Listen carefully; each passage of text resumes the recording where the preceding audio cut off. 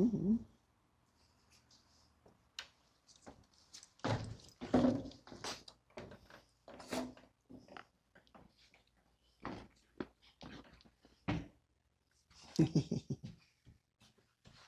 Hello. How you doing?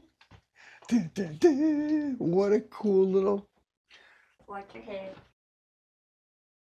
It's protected.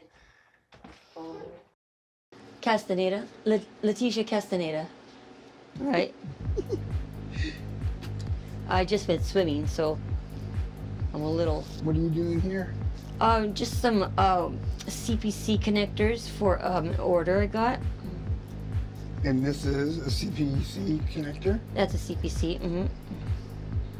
That looks pretty crazy. And just a little hustle I do. Whoa. What the heck was that? Just random stuff, just random noises. And from where? just through, I don't know, it happens. So these are all the connectors you're putting together? Yeah. Is this the pin configuration? Yeah. Watch your head there. Yeah, watch my head. Yeah, so I do this, So you know, like it's my hustle. I first got into these because I use them for my rig, for my synthesizer. So I have panel mounts for my synthesizer. I could set up really fast. I mean, when I play gigs, I could go in and out of anything, and it's pretty endless. That's part of the problem, I suppose. That's really how it's used in a panel then. I just got my platform built, so I'm going to be setting up my synthesizer on it once I learn the forklift. I built that. That's a console case that rolls. A place that I work, yeah, for our console. I'm done with it now. And are you gonna be putting the equipment in and wiring it up also? Yeah, this side is for all of our I/O. Got a drawer and a place for outboard. We're gonna mount some screens on it. Jeez, we'll just get used to that. Yeah, I don't know why that happened. What is it? Something coming through the speakers. I don't know. What do you mean? Well, I don't know. Everything's off. Well, how can it, like, all of a sudden, bam? I don't know. That just happens. Am I hitting something? Nah. I don't know. It just happens. It just happens. All right. I started playing these modular synthesizers before really popular. Exploring that for a while, a long time ago. So I'm really into techno music and experimental electronic music. But the techno music, my goal was to make techno music and collaborate with my modulars. Back then, everybody was like, they just wrote me off as experimental noise. As years gone by, I have seen that it's kind of like now it's everywhere. So I feel like now I really have to even go farther over the edge if I wanted to get anywhere with music. But I also feel like I could just do what I was doing and it would be better than what's being done because I know the deeper part of it. I kind of just got out of, you know, performing and stuff like that, and I started learning other things. But I realized that life is pretty boring. There's not really much to keep you going without art. It's fun to collaborate on music, and it gives you a reason to see friends, an excuse really to hang out. So ding ding ding. My plan is to start again. And it's pretty easy, it's pretty simple. I turn on my rig and it pretty much sings on its own. Sure. No aspiration to perform right now though. Yeah, I'm performing like we did. Like our piece that we did for Omnivolve, how we put that together and it evolved into another one. And that was played out. I'm gonna show it right now. People are gonna listen to what we're saying, and I'm going to play it, and it's going to be like, wow, what the heck was that? This is it, right there.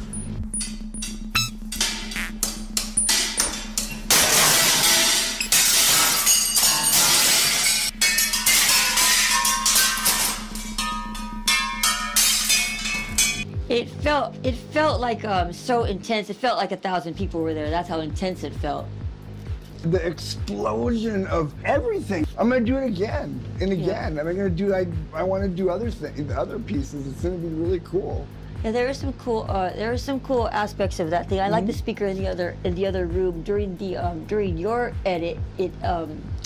I think it added a lot of resonance to it. The whole thing, he kept, it was just that bass from the other room.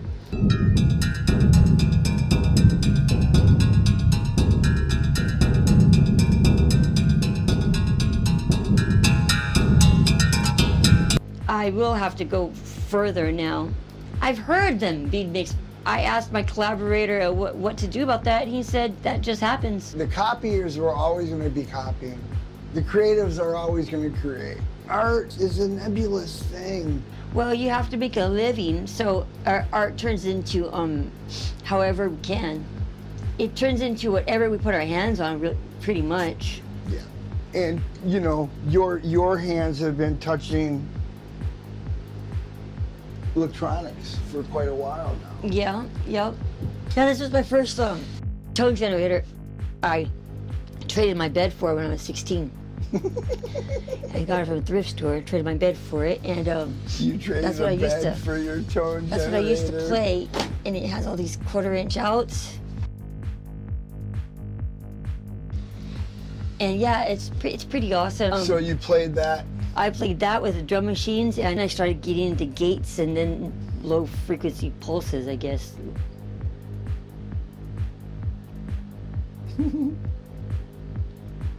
Yeah, it's pretty cool.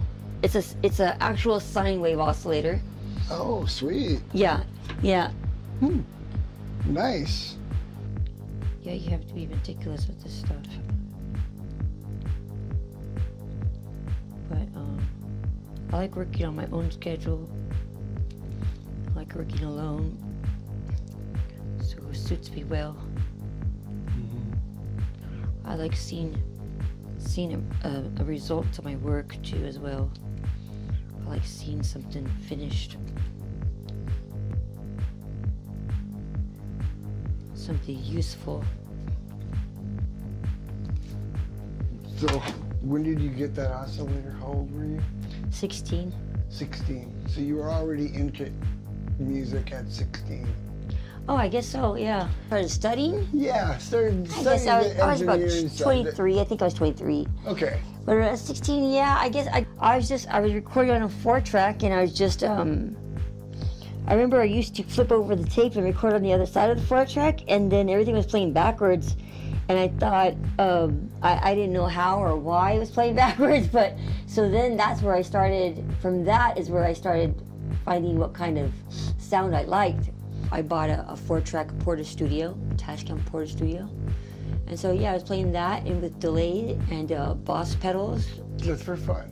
Yeah, just for fun. Just to do it and be doing what you're doing. Yeah, I recorded some tracks and I gave them to people where I sent them out and stuff, and then some people responded, and that's how I met Mitchell Brown and I think Nanny Cantaloupe goes by, and Albert Ortega and all those people, and I started playing gigs. But I was playing big gigs before I met them too.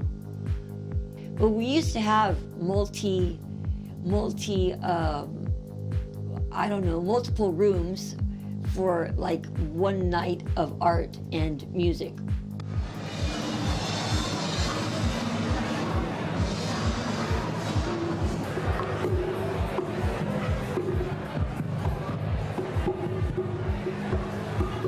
Like the Cannibal Flower and such. Yeah, come on over to Cherokee Studios, and you're wiring up their entire board. It was a big job. Yeah, that was big. That took about 3 years. I'd wire studios all by myself, and I've done quite a few since then. The art caused me to learn the inner workings of how sound is amplified and the paths it takes to be amplified. That made me learn the intricateness of the signal path. From there, then I applied that to technical knowledge to making a living. So yeah, so now the integrity of the signal path is like the most important aspect of everything that I do, actually, and for everybody else too. They know that I understand that, and so that's what I've been kind of, yeah, that's how I made my living.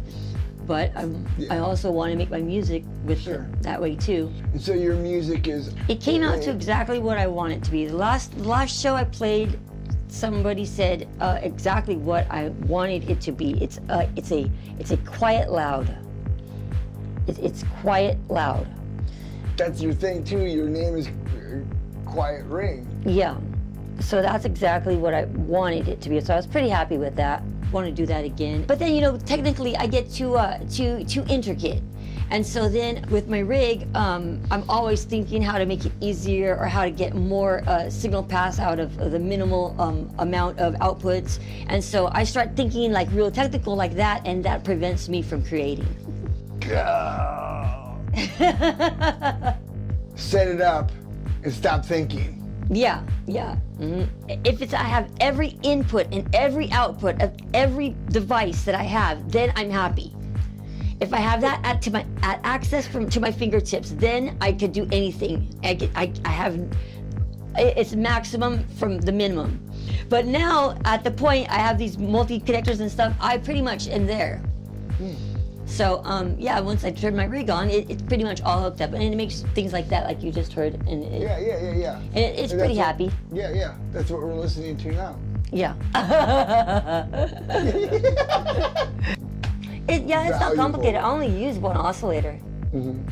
I use one. Two. I use one oscillator from a modular and one oscillator from my data pulse. The data pulse is a video sync machine that I get tone from, and then or clock dividers from modular synthesizers. And then I got into hardware gates that we use in the recording studio. In between there, I put delay. So then the gate comes out delayed, so that the key opens a delayed gate to another oscillator. Once I let them go, they all open at different times without like being controlled. Wow, cool. That's a good mouthful.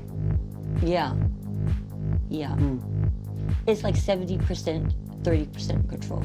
I have about 30% control. That's what I wanted. Cool. But if you do it good, you're changing other things and the beat changes. What's your music that you would classify yourself? Oh, just a quiet pulse. Quiet pulse. Yeah, just a pulse. I guess, yeah, the integrity of the signal path can be applied to the integrity of the life path. All the way. Yeah, totally. Well, especially with audio, man. Fucking everything sounds out a little. How does that happen? Like, first of all, how the fuck does that happen? Dude, at this, I could get all those, I could understand people dead people. I could hear dead people through this. Like, that's crazy. That's crazy to me, that there are so many of them at once, and you could decipher them. How does that happen? And then that they could be so loud that you could change people's minds, like thousands of people's minds all at once, and communicate that. It's alien, fucking alien. Dude, that's so incredible to me.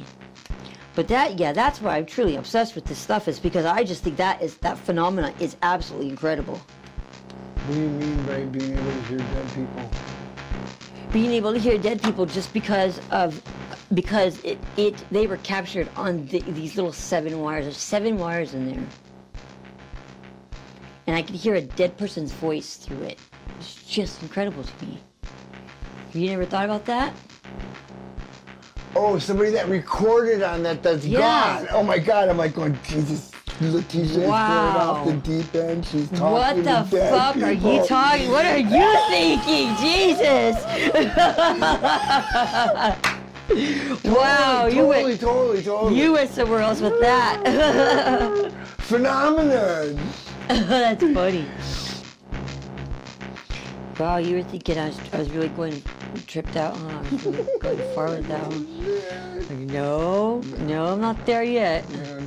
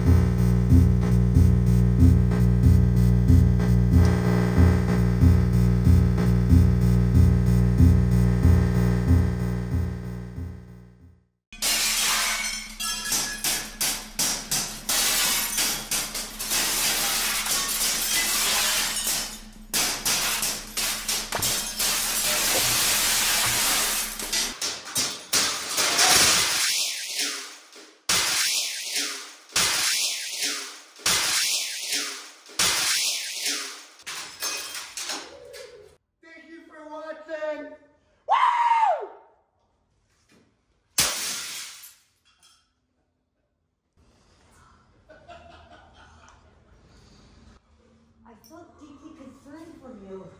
Like, are you okay? I mean, mentally.